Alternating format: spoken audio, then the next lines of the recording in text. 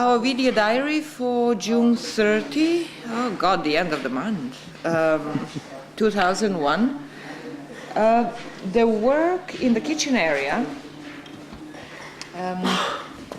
has been going on, and what we have a slightly new situation here. We have earlier floors in feature 775, which is our bathtub. We have removed the later floors. We had a series of later floors, which are all were all very thin.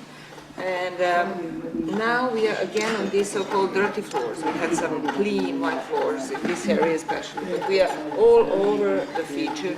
We are on these so-called dirty floors. We see a fire installation that is our feature number 777 and 778, I think, below. And what we see, what is a little surprising but still expected, is an earlier fireplace. I mean, a real oven, what am I saying, fireplace? Oven that we can see a western edge of.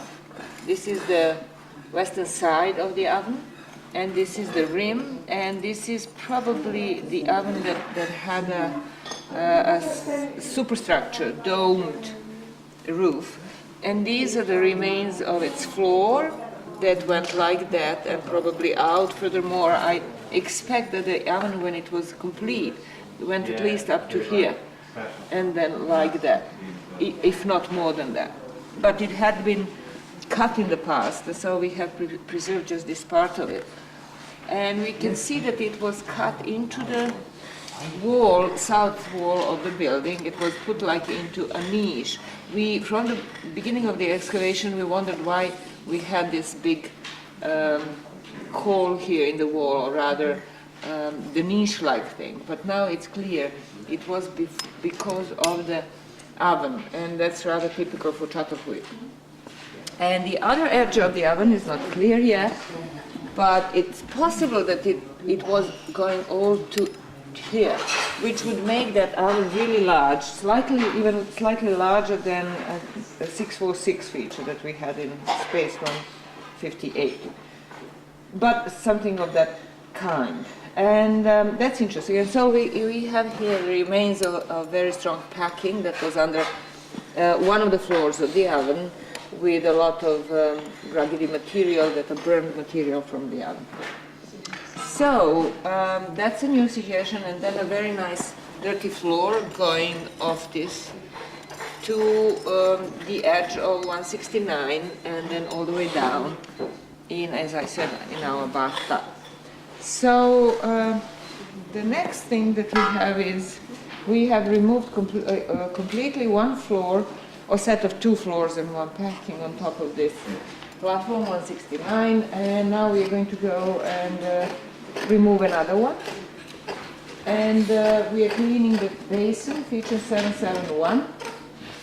And then we can see that the floor, the same situation as we had yesterday, the floor of 169 continues in this phase into the floor in this area, former 158, and goes all the way to this big packing that we are working on now, on top of which 646 was sitting.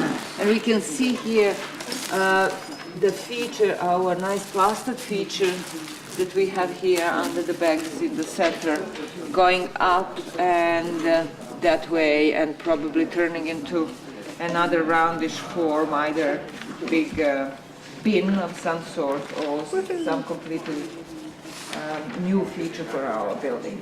We'll see that tomorrow, today. And then we're looking at the and a little wall, 623, and trying to see which level the wall was built on, which floor level. On the other side, you need to go around, Jason, now, and just come to this end. In the very northwest of the building, we finally started removing the top deposits which have been sitting there since the last year. We haven't touched them this year at all. And that is because it looks as though these are very, actually the deposits that go, that are contemporaneous with the deposits here in where 646 feature was. So we are trying to take them down at the same time. We'll see whether that is the case. It is true that it seems that on this end, the wall 623 is actually sitting on top of these bricks and on those, and that would mean that it's probably slightly later period than it looks on the other side, but that is all to be confirmed. So we're going here through a fairly thick and compact packing, which consists of very bricky, compact and rather clean clay at this point, but above it we had a layer of about 2 to 3 centimeters of very crumbly clay. With what else? Oh, so what else did we have in it? I don't even know what to say. We had some fragments of burnt material. Get that thing out. Spines, actually. We have some bone, large bone, and so forth. That's that. And then in the center of the house, we haven't done any work today. And then on platform 173. 170. Thank you. Now I'm mixing up the two. You were doing it in the beginning. 170. We just removed the top floor, which is our early. The orange packing. Right. Yeah, together. Which is our earliest sea floor on this platform. Yes, our earliest. And goes with the floor in the center. And looking for the burial cut. And it's not clear yet whether it exists here, but there are some indications. She feels she's seen. There are some indications, yeah. We will look at it. Another one? Oh, Nothing here, that's good. That'd be good. here and there. Two, Right. I feel.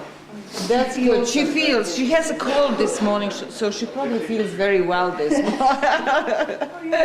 Let me just mention something And about then the mess Ruth, over go to Ruth's corner. And now, take a look at Ruth's corner, please. here. No, it's horrible and I hate it. And It's a mess. Ruth's Come over and here. David's.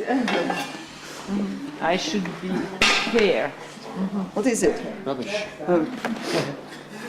So if you come over here, we had this. We took out this big blob of plaster and packing underneath, which was in fact underneath this. This is floor 7 of feature 173. We took out the big blob of floor 6 underneath it, and it's when we were looking at it, it looked as though this floor 7 here actually went under this blob of what we thought was also floor 7. So it was just very confusing, because we thought we somehow had a spiral floor 7 here going around, and then underneath itself and becoming floor 7. Anyway, an archaeological conundrum. However, as I fiddled around yesterday, I could see that in fact, this, what we think was going underneath, is not going underneath. It's actually coming up to it, and it's probably part of the same floor. And what's happening is that you've got a huge collapse of floor 7, just starting here, actually, starting really where this grave, this burial cut is, collapsing right down into the north wall. We have the floor of it all the way up there. It stops here. There's some kind of a cut in floor 7.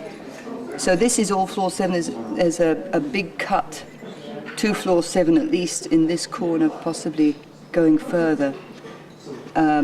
Maybe related to that cut up here, I don't know. But anyway, so it's